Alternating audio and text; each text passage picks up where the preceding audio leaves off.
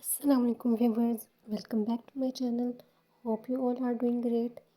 ہاں جی، تو میں حاضر ہوں ہجرہ جانا کی ایپیسوڈ 11 کے ساتھ.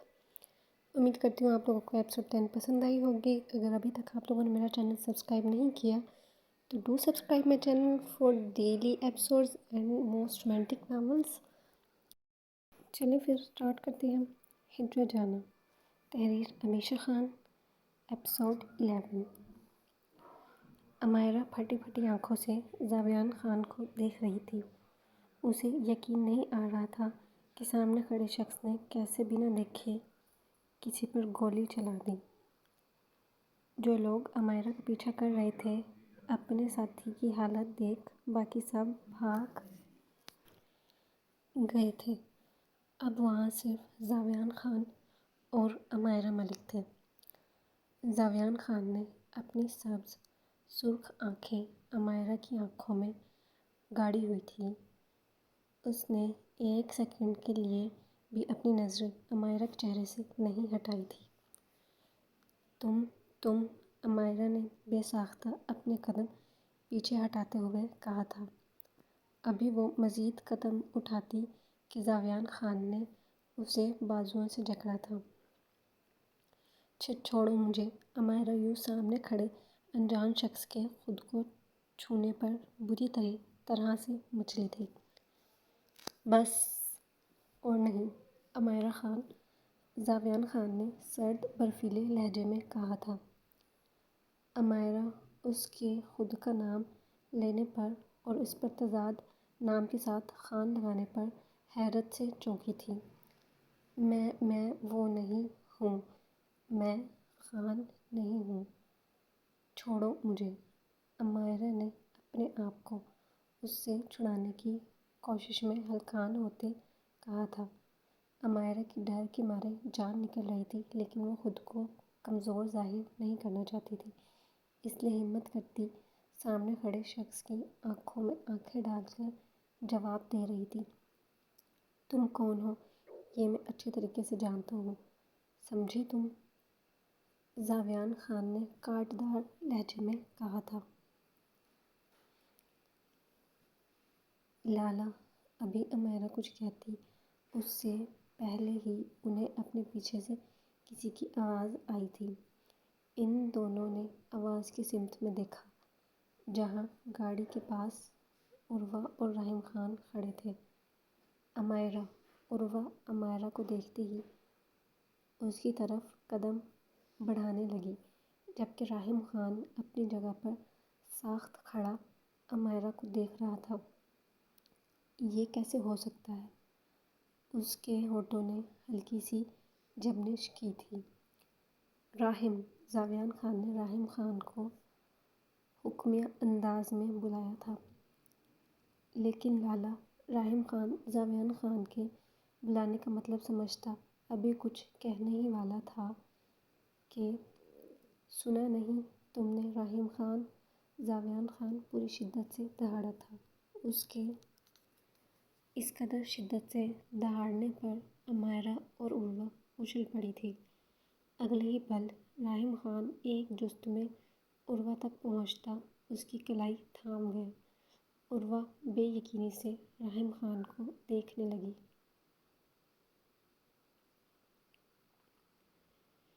چھوڑو مجھے. جانے دو. عروہ. امائرہ زاویان سے اپنا ہاتھ چھڑانے کی کوشش میں ہلکان ہو رہی تھی. زاویان خان اس کی بات کو نظر انداز کرتا اسے کلائی سے تھام کر اپنی گاڑی کی طرف لے جانے لگا. سنا نہیں تم نے جاہل انسان. چھوڑو مجھے. امائرہ نے روتے اپنے نازک ہاتھوں سے زاویان خان کو مکے مارتے ہوئے کہا تھا. میں تمہارے ساتھ نہیں جاؤں گی. سمجھے تم؟ میں نے کہا چھوڑو مجھے. امائرہ اپنی پوری قوت سے چیختی ہوئی اس سے اپنا ہاتھ چھڑانے کی کوشش کر رہی تھی. بس اگر اب تم نے ایک بھی لفظ کہا تو مرنے کی اگلی باری اس لڑکی کی ہوگی.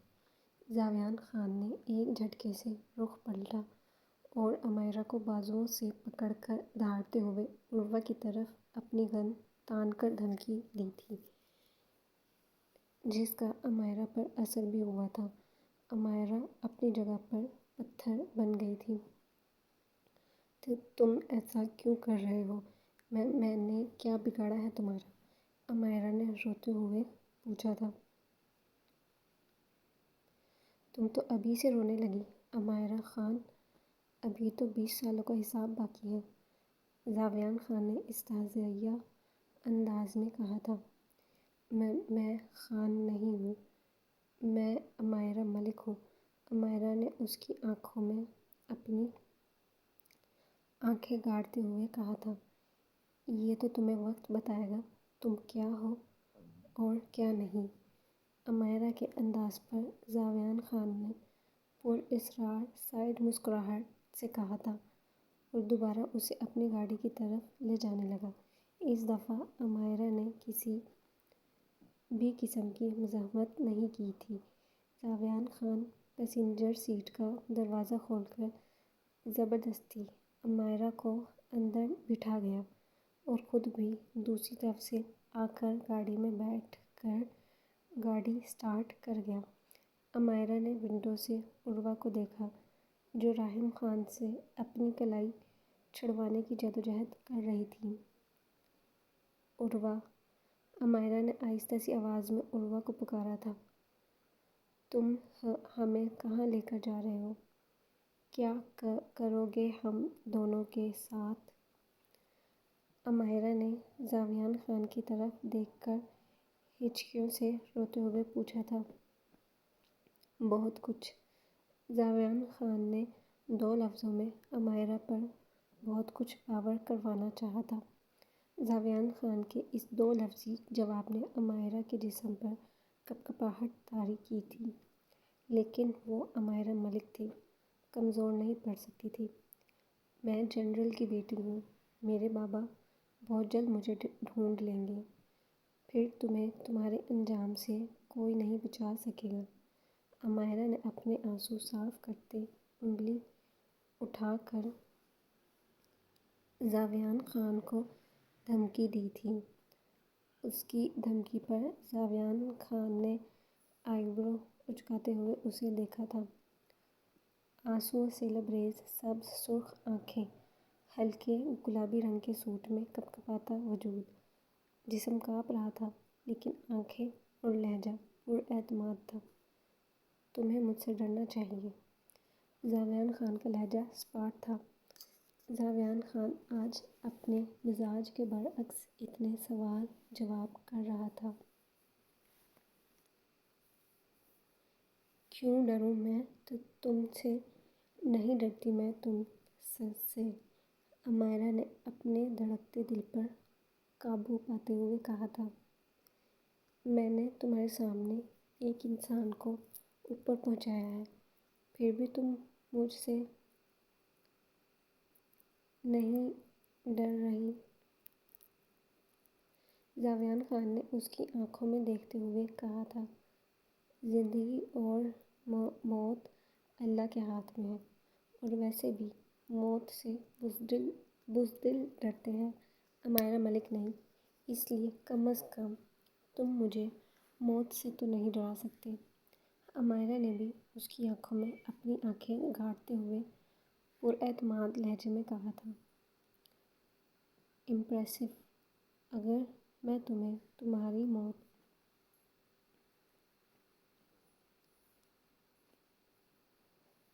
سے نہیں کسی اور کی موت سے ڈراؤں تو کیا تم پھر بھی نہیں ڈرو گی؟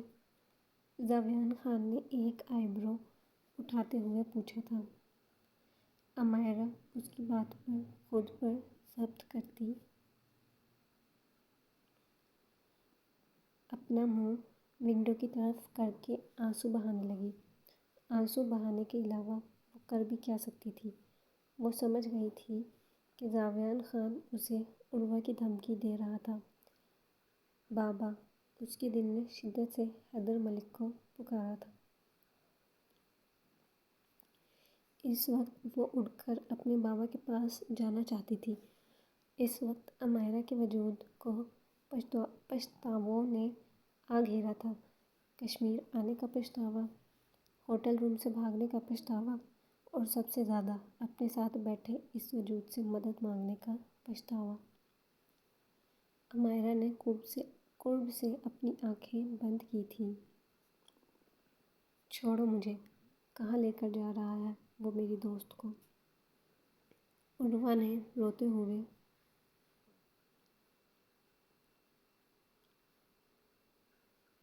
اپنی کلائی کو رحیم خان سے چھڑوانے کی کوشش کی تھی۔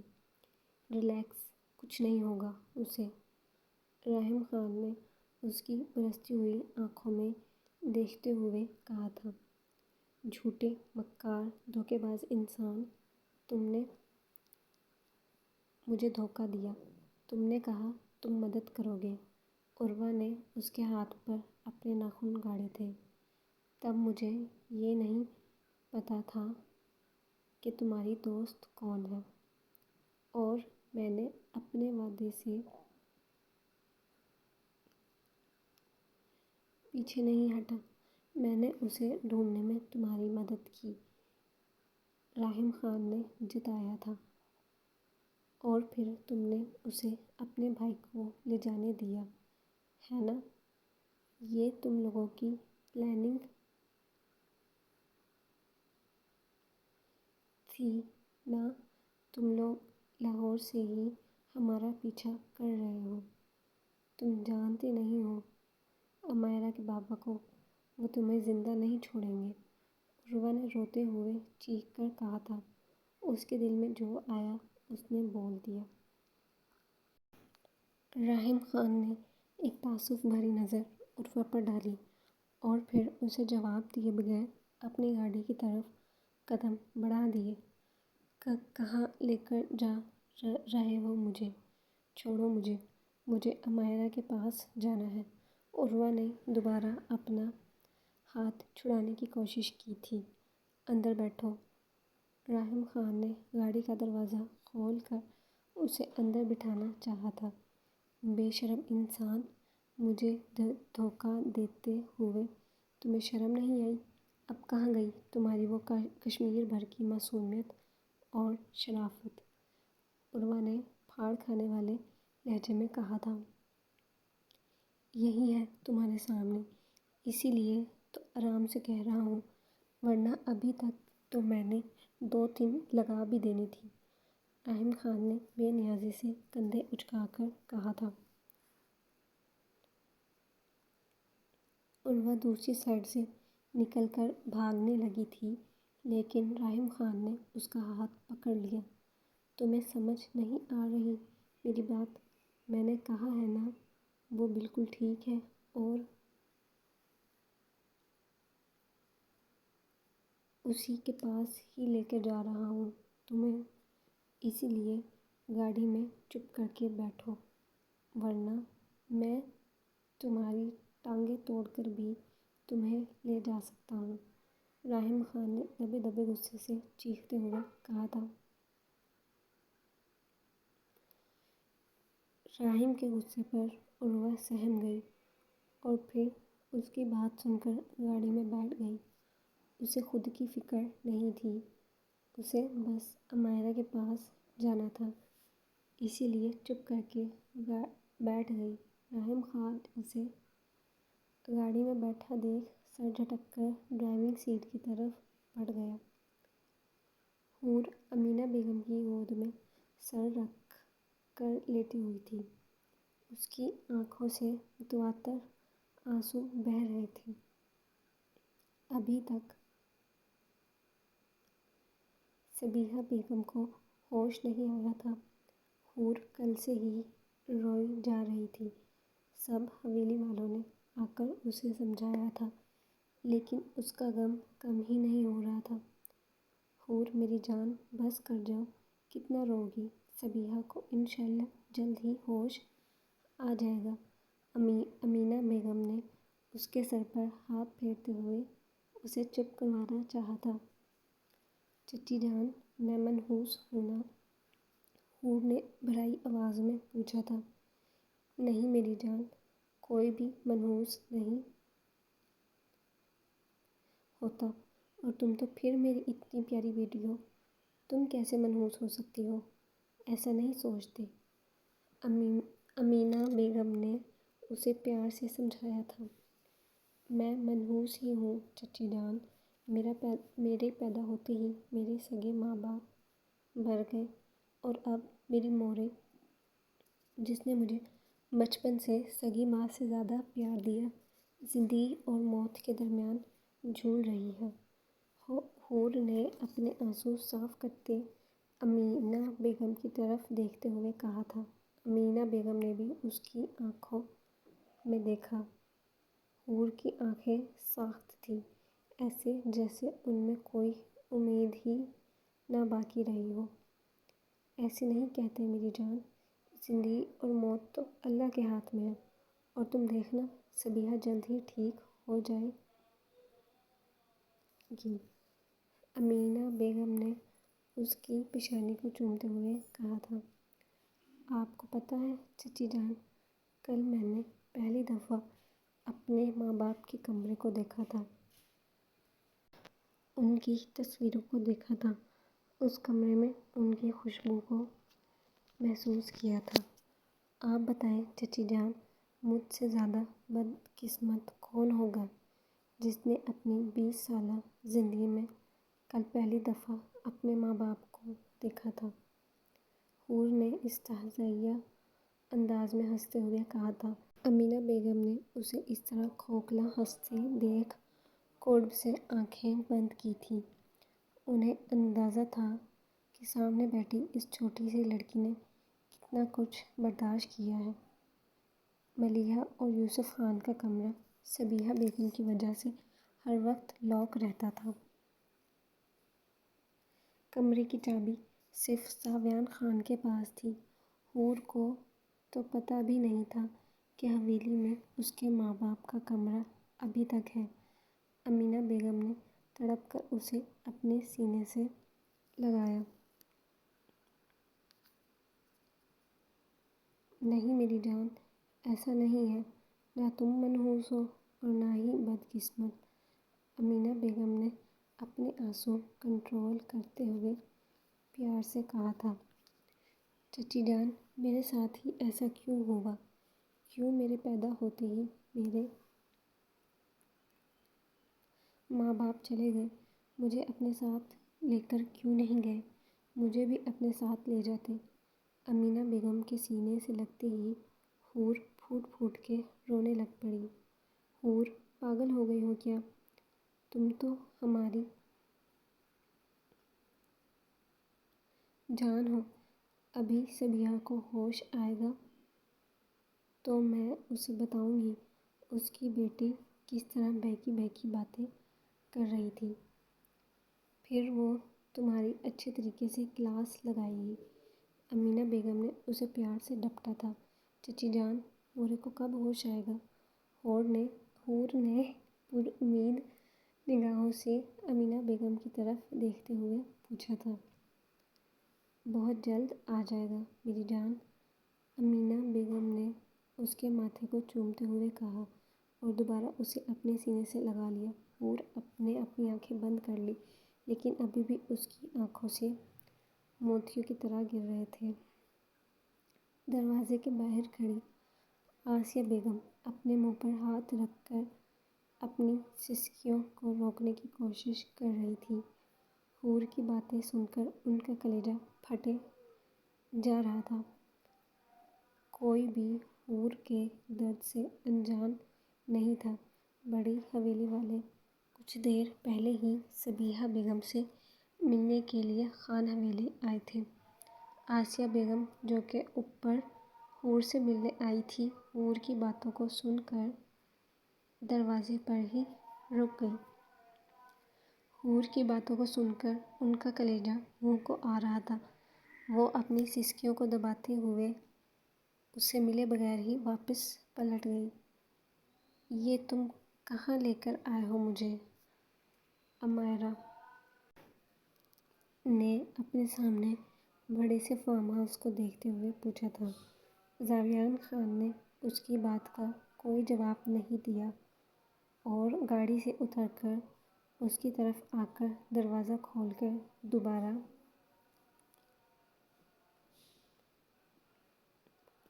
اس کی کلائی پکڑنی چاہی، لیکن امائرا نے بدک کر اپنے ہاتھ دور کر لیا۔ خبردار، اگر اب تم نے مجھے ہاتھ لگایا تو میں کوئی عام لڑکی نہیں ہوں جس کے ساتھ تم جو چاہے وہ کر لو گے، سمجھے تم؟ امائرا کے اس طرح چیخ کر دور ہونے پر ذاویان خان نے اپنی آئیبرو اچکا کر اسے دیکھا تھا اور اگلے ہی پل زبردستی اس کا ہاتھ پکڑ کر ایک جھٹکے میں اسے گاڑی سے باہر نکال کر گاڑی کے ساتھ لگا دیا۔ ذاویان خان نے اسے گاڑی کے ساتھ لگا کر اپنے ہاتھ اس کے دائیں بائیں طرف رکھ کر اپنے چہرے کو تھوڑا اس کی طرف جھکایا تھا۔ اسے یوں اپنی طرف جھکتا دیکھ امائرا کی آنکھیں خوف سے پھیلی تھیں۔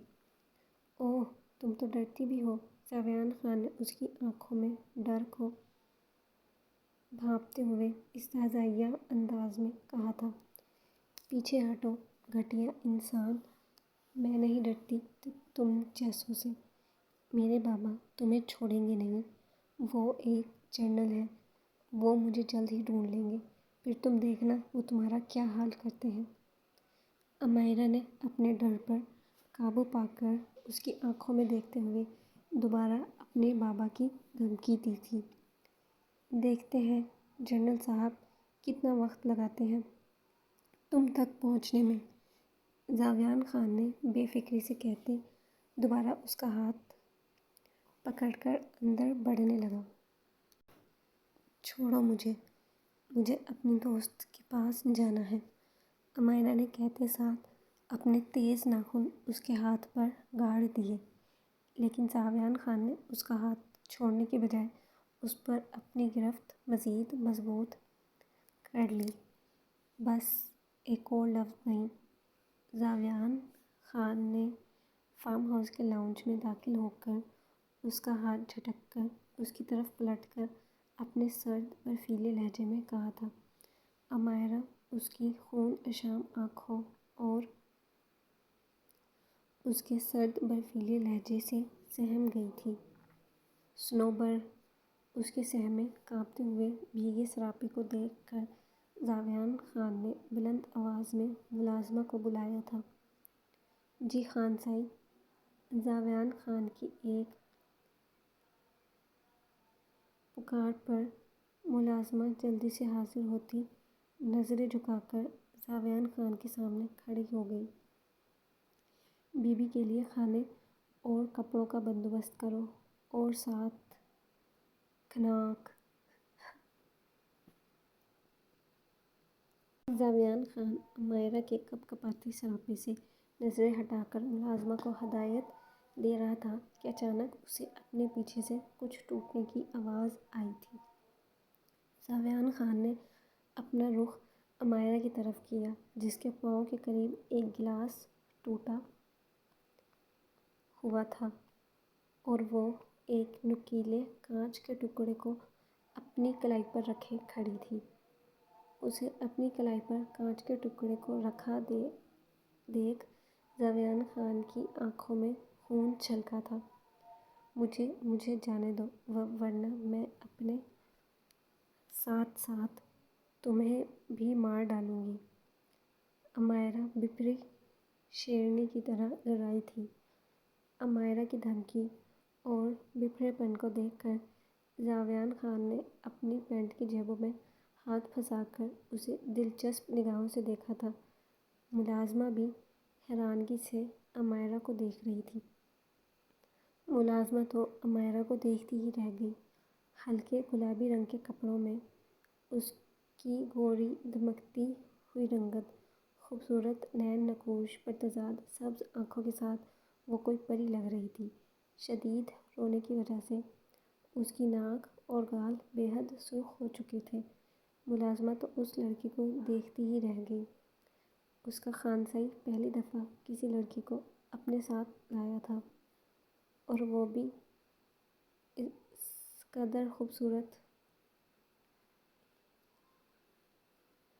مجھے جانے دو، ورنہ میں سچ میں تمہیں مار ڈالوں گی۔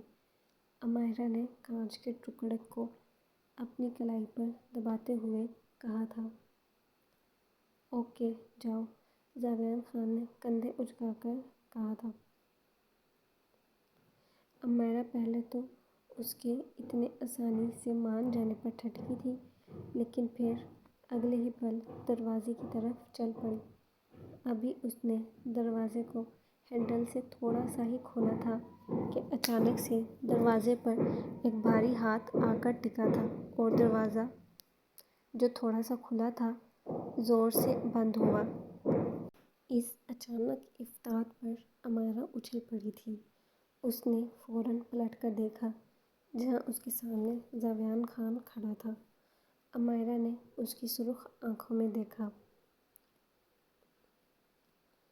ان آنکھوں میں کچھ تو تھا جو عمائرہ کو بار بار اس کی آنکھوں میں دیکھنے پر مجبور کر رہا تھا۔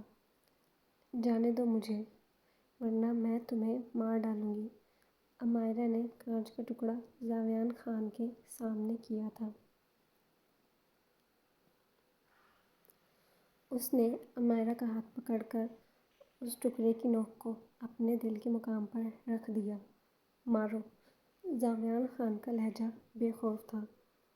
میں سچ میں مار ڈالوں گی، عمائرہ نے اسے ڈرانا چاہا تھا۔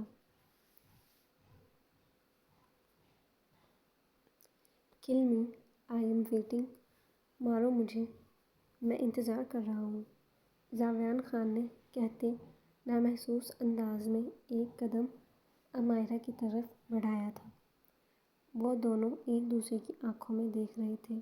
دونوں کی آنکھیں تقریباً ایک جیسے رنگ کی تھیں۔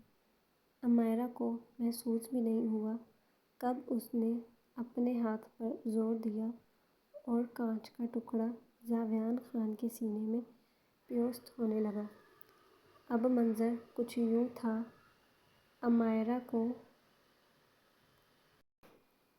دروازے کے ساتھ لگا کر زاویان خان بالکل اس کے سامنے کھڑا تھا اور عمائرہ اپنے ہاتھ سے ٹکڑے پر زور ڈالتی اس کا سینہ زخمی کر رہی تھی۔ اپنے سینے پر درد محسوس کرتے زاویان خان پراسرار سے مسکرایا تھا۔ عمائرہ زاویان خان کا سینہ زخمی کرنے کے ساتھ ساتھ اپنا ہاتھ بھی زخمی کر چکی تھی۔ عمائرہ نے اپنی آنکھیں اس کی آنکھوں سے ہٹا کر اس کے سینے کی طرف دیکھا، جہاں وہ ٹکڑا اس کے سینے میں آدھا پیوست ہو چکا تھا۔ عمائرہ نے ایک جھٹکے سے اپنا ہاتھ پیچھے کھینچا اور اس ٹکڑے کو کسی اچھوت کی طرح دور پھینک دیا۔ عمائرہ بے یقینی سے اس ٹکڑے کو دیکھ رہی تھی، جو خون آلودہ ہو چکا تھا۔ اسے یقین نہیں آ رہا تھا کہ وہ کیسے کسی کو زخمی کر سکتی ہے۔ ہو گیا، اب چلو، زاویان خان نے آئی برو اچکاتے دوبارہ عمائرہ کی کلائی کو تھاما تھا اور اسے لا کر صوفے پر پٹخنے کے انداز میں بٹھایا تھا۔ فرسٹ ایڈ باکس لاؤ، زاویان خان نے ملازمہ کو حکم دیا تھا۔ جی خان صاحب، ملازمہ جلدی سے کہہ کر فرسٹ ایڈ باکس لینے کے لیے چلی گئی اور 1 منٹ کے اندر ہی فرسٹ ایڈ باکس لا کر زاویان خان کو پکڑا دیا۔ زاویان خان نے سینٹرل ٹیبل کو کھینچ کر صوفے کے سامنے کیا اور فرسٹ ایڈ باکس لیے اس پر بیٹھ گیا۔ اس طرح وہ عمائرہ کے بالکل مقابل تھا۔ اگر عمائرہ ہلنے کی یا اٹھنے کی کوشش کرتی تو ان دونوں کے گھٹنے آپس میں مس ہوتے۔ اس لیے عمائرہ اپنی جگہ پر پتھر بنی بیٹھی رہی تھی۔ اگر تم یہ سوچ رہے ہو کہ تم میرے ہاتھ کی مرہم پٹی کر کے میری نظروں میں ہیرو بن سکتے ہو تو یہ تمہاری غلط فہمی ہے، عمائرہ نے فرسٹ ایڈ باکس کو تنبیہہ نگاہوں سے دیکھتے ہوئے کہا تھا۔ زاویان خان ایک لمحے کے لیے اس کو دیکھتا رہا، پھر فرسٹ ایڈ باکس سے اسپرٹ کی بوتل نکال کر ایک جھٹکے میں عمائرہ کا ہاتھ پکڑا اور اس پر اسپرٹ ڈال دیا۔ اسے پتہ تھا عمائرہ آسانی سے بینڈیج تو کروائے گی نہیں۔ اور زخم کو صاف کرنا ضروری تھا ورنہ انفیکشن ہو سکتا تھا۔ اس لیے زاویان خان نے سیدھا اسپرٹ ڈال دیا۔ اچانک اسپرٹ زخم پر پڑنے سے امائرا کی دل خراش چیخ فارم ہاؤس کے لاؤنج میں گونجی تھی۔ امائرا نے بے اختیاری میں اچھلتے ہوئے زاویان خان کا بازو جکڑ لیا۔ زاویان خان امائرا کے اس طرح خود کے بازو کو جکڑنے پر اس کی طرف دیکھنے لگا جو بے اختیاری میں قریب ہو گئی تھی۔ ان دونوں کے درمیان صرف 2 انچ کا فاصلہ تھا۔ امائرا نے گہری سانسیں لیتے ہوئے اپنی آنسوؤں سے لبریز سبز آنکھیں کھولی تھیں۔ زاویان خان کو اپنا دل ان سبز نم آنکھوں میں ڈوبتا محسوس ہوا تھا۔ مجھے ہیرو بننا بھی نہیں ہے کیونکہ تمہاری لائف کا سب سے بڑا ویلن ہی میں ہوں امائرا خان۔ زاویان خان نے امائرا کی آنکھوں میں دیکھتے ہوئے سرگوشی کی تھی۔ میں تم سے نفرت کرتی ہوں، بہت زیادہ نفرت، گھٹیا انسان، امائرا بے بسی سے چیخی تھی۔ تمہاری یہ 20 منٹ کی نفرت میری 20 سالوں کی نفرت سے زیادہ نہیں ہو سکتی امائرا خان۔ حیدر آپ تھوڑا آرام کر لیں، رات کو بھی نہیں سوئے تھے۔ فضا ملک نے حیدر ملک کے کندھے پر ہاتھ رکھ کر نرمی سے کہا تھا۔ نہیں بیگم، میری جب تک امائرا سے بات نہیں ہو جاتی مجھے سکون نہیں آئے گا۔ حیدر ملک نے نفی میں سر ہلاتے اپنے فون سے دوبارہ امائرا کو کال کرنے کی کوشش کی تھی لیکن ابھی بھی اس کا نمبر بند آ رہا تھا۔ وہ کل رات کو سوتے اچانک سے اٹھ بیٹھے تھے۔ انہوں نے امائرا کے متعلق ایک برا خواب دیکھا تھا۔ ان کا جسم پسینے سے بھیگ چکا تھا اور ان کے چہرے پر خوف تھا۔ وہ تب سے ہی امائرا اور عروہ کو کال کرنے کی کوشش کر رہے تھے لیکن دونوں کے ہی نمبر بند آ رہے تھے۔ حیدر ملک کو بہت پریشانی ہو رہی تھی۔ انہوں نے پوری رات جاگ کر گزاری تھی۔ فضا ملک نے انہیں سمجھانے کی بہت کوشش کی کہ وہ محض ایک خواب تھا لیکن حیدر ملک بار بار یہی کہے جا رہے تھے کہ ان کی بیٹی ضرور کسی مصیبت میں ہے۔ فضا ملک اور حیدر ملک ڈائننگ ٹیبل پر بیٹھے تھے۔ صبح کے 7 بج رہے تھے۔ شامیر ابھی تک سو رہا تھا۔ حیدر ملک دوبارہ امائرا کو کال ملانے والے تھے لیکن اس سے پہلے ہی ان کے فون پر امائرا کے کالج کے پرنسپل کی کال آنے لگی۔ حیدر ملک 1 منٹ کے لیے اپنے فون پر پرنسپل کی کال کو دیکھ کر ٹھٹکے لیکن پھر اگلے ہی منٹ کال کو یس کر کے فون کان سے لگا لیا۔ ابھی حیدر ملک کچھ کہتے کہ دوسری طرف سے گھبرائے ہوئے پرنسپل کی بات سن کر فون حیدر ملک کے ہاتھ سے چھوٹ کر زمین پر گرا تھا۔ حیدر ملک کی آنکھیں بے یقینی سے پھیلی ہوئی تھیں۔ ان کے چہرے کا رنگ زرد ہو چکا تھا۔ حیدر کیا ہوا؟ کس کا فون تھا؟ فضا ملک نے پریشانی سے پوچھا۔ ان کا دل کسی خطرے کی پیشگوئی کرتا زور سے دھڑک رہا تھا۔ سب ختم ہو گیا فضا، حیدر ملک نے بہت آہستہ آواز میں کہا تھا۔ کیا ہوا ہے حیدر؟ پلیز مجھے کچھ بتائیں ورنہ میرا دل پھٹ جائے گا، فضا ملک نے پریشانی سے کہا تھا۔ فضا ہماری بیٹی وہ لے گیا۔ حیدر ملک نے بمشکل اپنے الفاظ ادا کیے تھے۔ ہماری بیٹی؟ کیا ہوا امائرا کو؟ حیدر آپ مجھے کچھ بتا کیوں نہیں رہے؟ فضا ملک نے اپنے دل پر ہاتھ رکھا تھا۔ حیدر ملک نے اپنا سر ہاتھوں میں گرایا تھا۔ حیدر آپ کو ضرور کوئی غلط فہمی ہوئی ہوگی۔ امائرا اور عروہ تو ملتان میں ہیں۔ فضا ملک نے حیدر ملک کا ہاتھ پکڑ کر انہیں تسلی دینی چاہی تھی۔ فضا ملک کی بات پر حیدر ملک ایک دم سے اپنی کرسی سے اٹھے اور اوپر شاہ میر کے کمرے کی طرف بڑھ گئے۔ شاہ میر، دروازہ کھولو، شاہ میر۔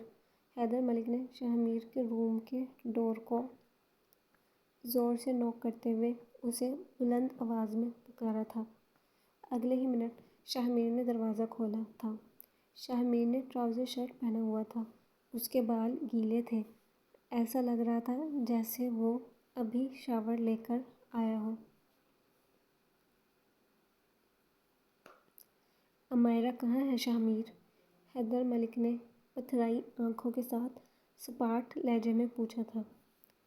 شاہ میر، حیدر ملک کے اچانک سے امائرا کے بارے میں اس طرح پوچھنے پر ٹھٹکا تھا۔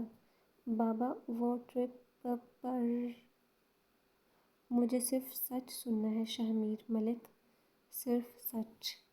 اس سے پہلے کہ شاہ میر کوئی بہانہ بناتا، حیدر ملک پوری شدت سے دہاڑے تھے۔ حیدر ملک کے دہاڑنے پر شاہ میر کو اندازہ ہو گیا تھا کہ وہ سچ جان چکے ہیں، اس لیے نظریں جھکا کر سچ بتانے لگا۔ بابا، وہ کشمیر میں… چٹاخ! ابھی شاہ میر نے اپنا جملہ پورا بھی نہیں کیا تھا کہ حیدر ملک کا ہاتھ اٹھا اور شاہ میر کے گال پر نشان چھوڑ گیا۔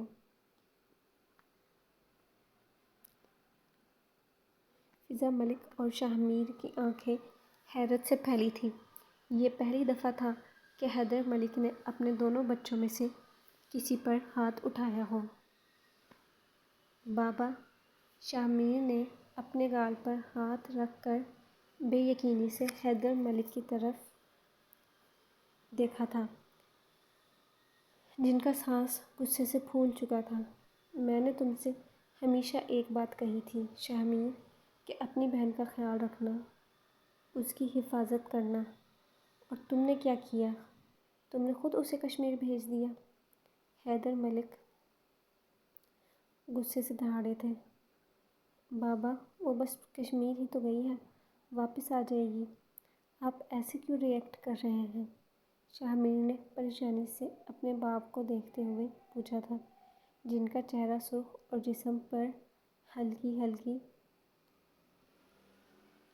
کپکپاہٹ طاری ہو چکی تھی۔ نہیں آئے گی اب وہ واپس، وہ لے گیا اسے۔ امائرا اور عروہ کل رات سے اپنے ہوٹل روم سے غائب ہیں۔ حیدر ملک نے بے بسی سے اپنے بال جکڑے تھے۔ وٹ! ایسا کیسے ہو سکتا ہے؟ شاہ میر نے بے یقینی سے کہا تھا۔ اسے سمجھ نہیں آ رہی تھی آخر ہو کیا رہا ہے۔ ایسا ہو گیا ہے شاہ میر ملک، اور ایسا صرف تمہاری بے وقوفی کی وجہ سے ہوا ہے۔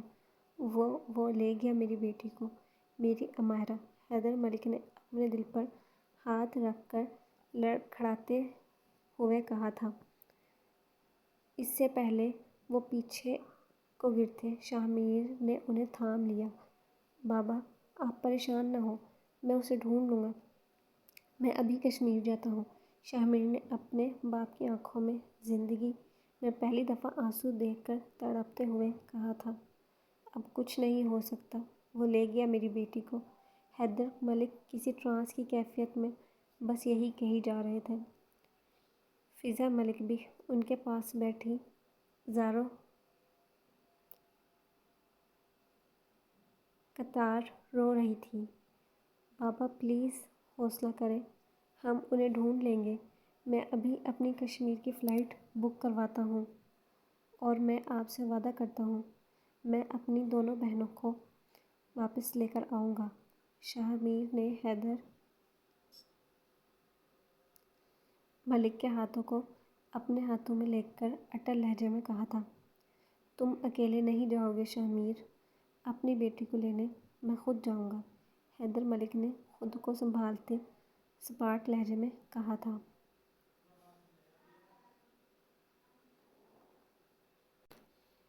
لیکن بابا، ابھی شاہ میر انہیں کچھ کہتا، اس سے پہلے ہی حیدر ملک نے ہاتھ اٹھا کر اسے چپ رہنے کا اشارہ کر دیا۔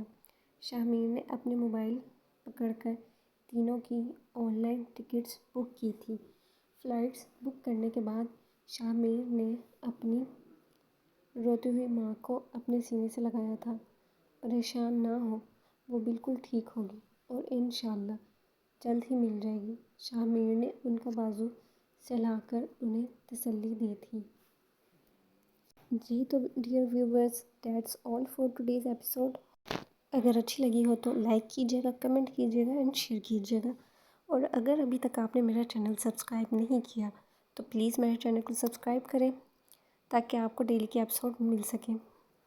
چلے جی، اب انشاءاللہ آپ سے ملاقات ہوتی ہے کل ایک نئی انٹرسٹنگ سی ایپیسوڈ کے ساتھ۔ تب تک کے لیے اپنا ڈھیر سارا خیال رکھیں، دعاؤں میں یاد رکھیے گا۔